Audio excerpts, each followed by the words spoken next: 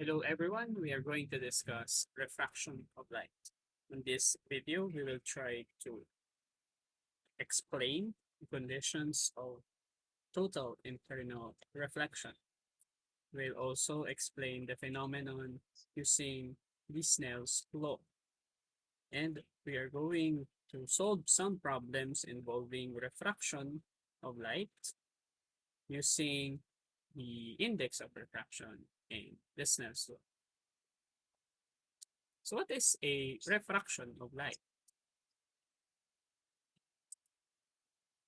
Refraction is a bending of light as it travels from one medium to another density of, to another medium of a different density. In simple saying, let's try to look into this diagram. If I have a medium, which is the air, and the light coming from the air tries to pass through a certain object, such as a glass, with a different medium, so the tendency of the light is to bend or to refract. Then once this light coming from the glass passes through and then it moves to the air again, then it bends again. We're going to look into on this diagram when light passes from a medium with lower density into another medium of higher density, it bends toward the normal line. So we have here this perpendicular line. This imaginary line is our normal line where the bending of the light happens. So if the light bends towards the normal line, we can note that the light is coming from the lower to a higher density of a certain medium. Now, if the light coming from a higher density, which is a glass, then moving to a lower density, which is the air, then the tendency of this light is to bend away from the normal lines. So in this case, we're going to make another perpendicular line at this point, which serves as our normal line. So you can notice that the bending is much greater compared to the bending of the light when it passes from air to the glass. This simply shows that the light travels differently, or the speed of light travels differently from one medium to another medium. And the reason behind this is called as the index of refraction. It is the measure of how much a ray of light bends when it enters a medium. It is the ratio of speed of light in a vacuum to the speed of light in a given substance. So we have here small letter n, which denotes our index of refraction, or it symbolizes our index of refraction. We have here our constant c, which is the speed of light in a vacuum, which is equal to 3.0 times 10 raised to 8 meters per second. Then the small letter v here is the speed of light as it passes or as it travels on a certain substance. Each medium or substances or materials have different index of refraction. For instance, we have for air, the index of refraction is 1.0003. For ice at 0 degrees Celsius, we have 1.309. For water, we have 1.33. Quartz at 1.46. The glass is 1.523. We have for sapphire, 1.77. For zirconium, we have 2.2. And for diamond, we have 2.419. Let's have an example. A zirconium plate with an index of refraction equal to 2.2 has a thickness of 3.0 times 10 raised to negative 3 meter. Find the speed of light in zirconium and the time it takes to pass perpendicularly through the plate.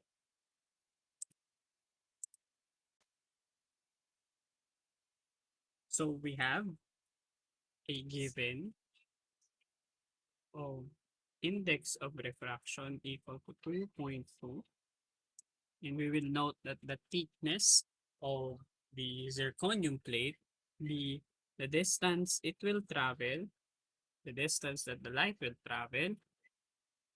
So we have here 3.0 times 10 raised to negative 3 meter. Then we are required to find the speed of light inside the zirconium plate and the time it takes to travel inside. So we have equation. So we are going to use N is equal to C over V. And we have V is equal to D over T. So for our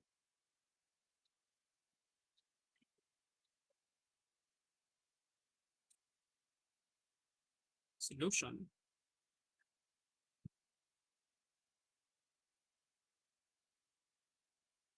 so we have N is equal to C over V. So we multiply both sides by V. So this cancels out. So we now have C is equal to Vn. So we just need to identify V. So now we divide both sides by N. We now have V is equal to C over N. So V now is equal to 3.0 times 10 raised to 8 meters per second divided by our index of refraction 2.2. So our speed of light inside the zirconium plate is equal to 1.36 times 10 raised to 8 meters per second. So this is our first answer. Now, for the time it takes to travel, we have V is equal to D over T. This becomes T is equal to D over V. So we now have T. The distance it traveled, the thickness of the plate is 3.0 times 10 raised to negative 3 meter. And the speed of light inside the zirconium plate is 1.36 times 10 raised to 8 meters per second. So we have T is equal to 2.21 times 10 raised to negative 11 seconds. So the light travels very fast.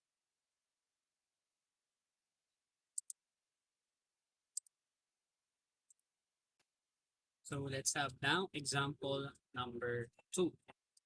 Anthony, a watchmaker, is interested in an old timepiece that's been brought in for a cleaning. If light travels at 1.90 times 10 raised to 8 meters per second in the crystal, what is the crystal's index of refraction? So here, this example, we are given only the speed of light,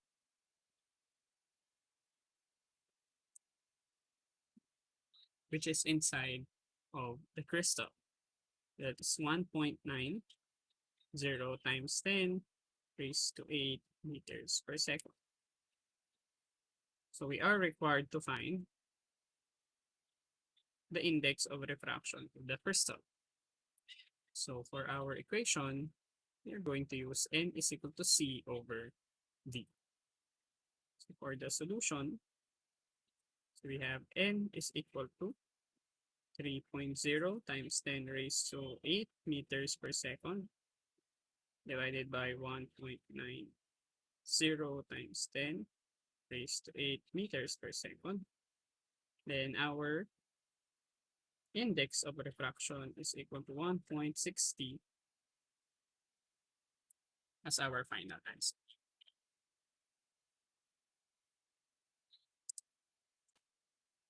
Let us now look into the relationship between the path taken of light and the boundary or the surface that separates them. So here, it belongs to the statement brought to us by Wilbord Snell, a mathematician. So it states that a relationship between the path taken by a ray of light in crossing the boundary or surface of separation between two contacting substances and the relative index of refraction will be given as follows.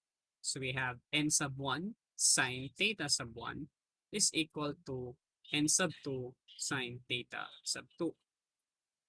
This law, the Snell's law, was discovered in 1621 by a Dutch astronomer and mathematician, as I said a while ago, Wilbord Snell.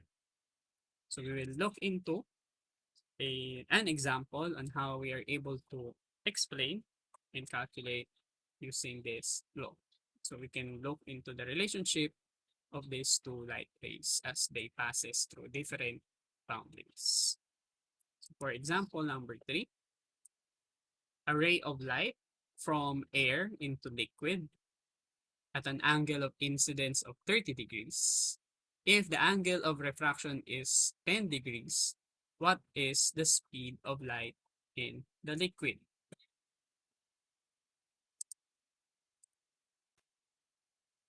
Okay, for this example, we are given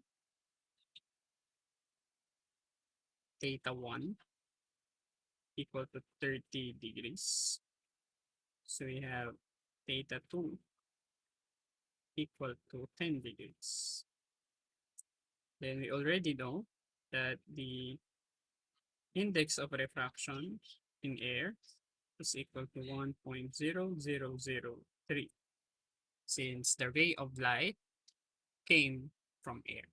So we will look into how fast do the light travel on that certain liquid. So in order for us to do that, so we need to find first the index of refraction in the liquid so that we are able to calculate the speed of light. So for our equation, you're going to use n sub 1 sine theta 1 is equal to n sub 2 sine theta 2. And then we have n is equal to c over b. So we have to let theta 1 into the incident angle and theta 2 as our refracted angle. So we could have our solution. So we have n sub 1 will be the index of refraction of the air, sine theta for the incidence or of the air equal to the n of the liquid, the index of refraction of the liquid, sine the angle of refraction. So here we want to identify first the index of refraction of the liquid. So we will divide both sides by sine theta r. So this cancels out. So we have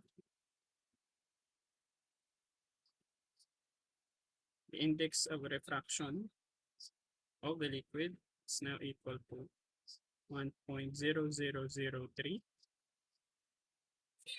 sine 30 degrees divided by sine 10 degrees.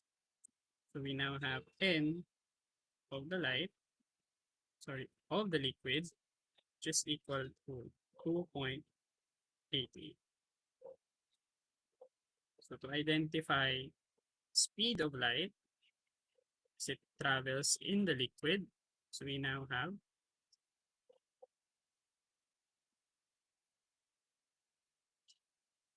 V is equal to C over N. So V is equal to 3.0 times 10 raised to 8 meters per second divided by 2.88. So the speed of light in the liquid is 1.04 times 10 raised to 8 meters per second. Okay,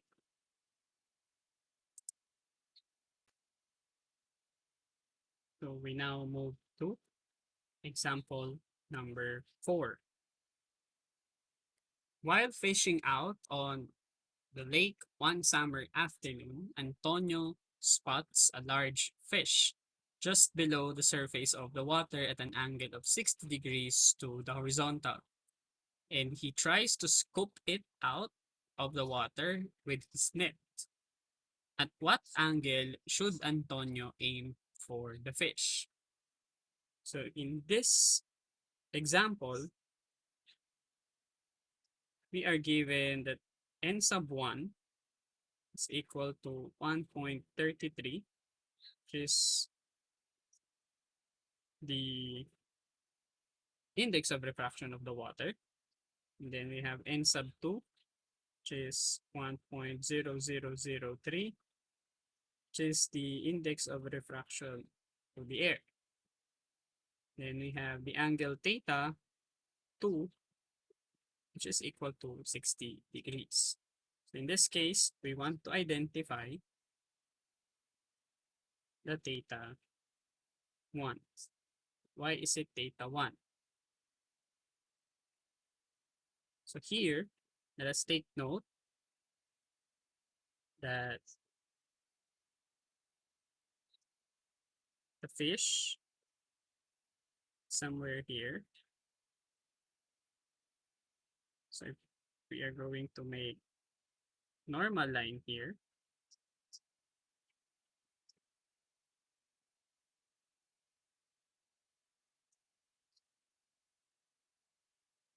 then we have, so the fish is over here. So the light is coming from the water. So that's why it's theta 1, because we are able to see the fish from the light coming from the fish moving to our eye. So we have here 60 degrees to the vertical.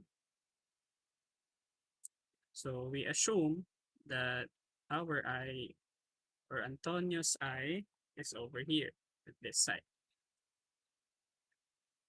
So he will able to see the fish at 60 degrees. So what should be this angle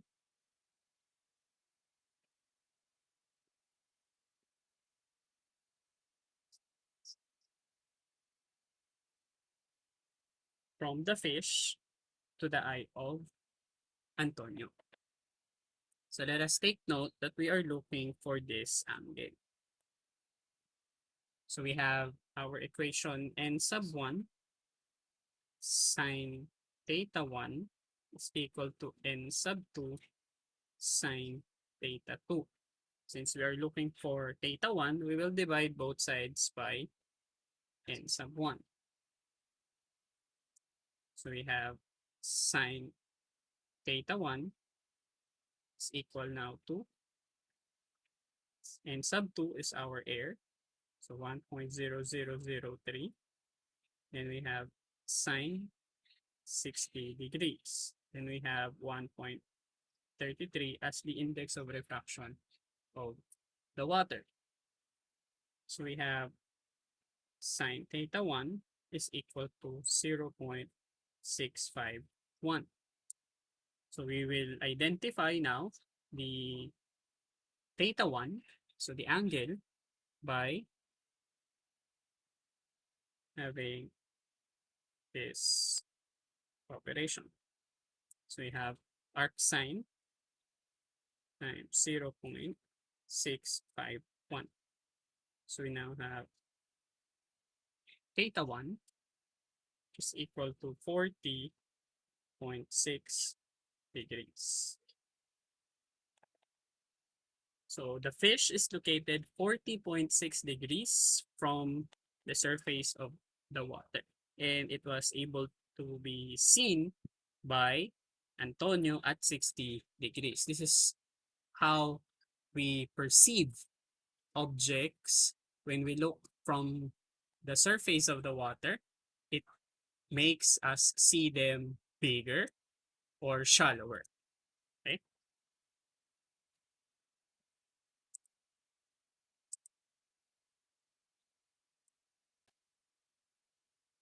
So if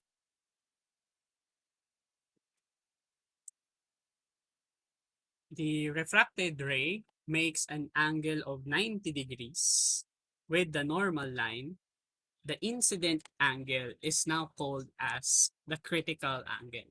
I repeat, if our refracted ray makes an angle of 90 degrees with the normal line, it is with the incident angle, it is now called as the critical angle. So as the light passes from one medium to another and the refracted ray turned out to have an angle of 90 degrees, that angle is now equal to, or now called as the critical angle. If our critical angle is bigger, or sorry, if our incident angle is now bigger than the critical angle, then there will be no refraction that will take place. Again, if the incident angle is much bigger compared to the critical angle, therefore, it will not result to a 90-degree refracted angle. There will be no refraction to occur. What will happen now, or the phenomenon that will happen now, is called as the total internal reflection. Let us see this animation, this GIF, to for us to able to see how total internal reflection works. So you have the bending of the light inside of this tube. So you will notice at some point you have the critical angle where the light, the refracted light, have a 90-degree angle, and then there's no light that passes through. But what is happening is that it is reflecting inside. So let's look into the uses of the total internal reflection. So the first use of total internal reflection is that we are able to harness light and to make it useful on our optical instruments such as binoculars, telescopes, and microscopes. So the light is reflecting inside. That's why we are able to see clearly uh, objects from far places. Or we can also use this total internal reflection on microscope to make our objects that is very, very small be lightened up, and some lenses to make it bigger. Another use of total internal reflection is the brilliance of a diamond. For diamond and air interference, the difference between the index of refraction of diamond and the air is very large. The critical angle for a diamond in the interference is very small. By polishing the diamond with specific cuts, it adjusted the light rays going into the surface of the diamond, making a greater critical angle. Due to this, as the light enters the diamond, it suffers from multiple total internal reflection before coming out of the diamond. Due to this, it gives the diamond a sparkling brilliance. Another use of the total internal reflection nowadays is the use of optical fiber or the fiber optic cables. So we use it to convert electrical or radio signals into optical signals. And this light will move into this uh, cord or fabric of cables to from one point to another, since the interference between this type of cable is much lesser compared to a copper cable or copper wires. These signals enter one end of the optical fiber and are transmitted through it by the total internal reflection to the desired places. At that point, the signal is then converted back into electrical or radio signals. So those who are using internet or fiber internet connection, so you are using a fiber optic cable which converts electrical impulses or electrical signals into optical signals or light. So this is the end of our discussion. I hope you learned something from refraction. Thank you very much for listening and for viewing.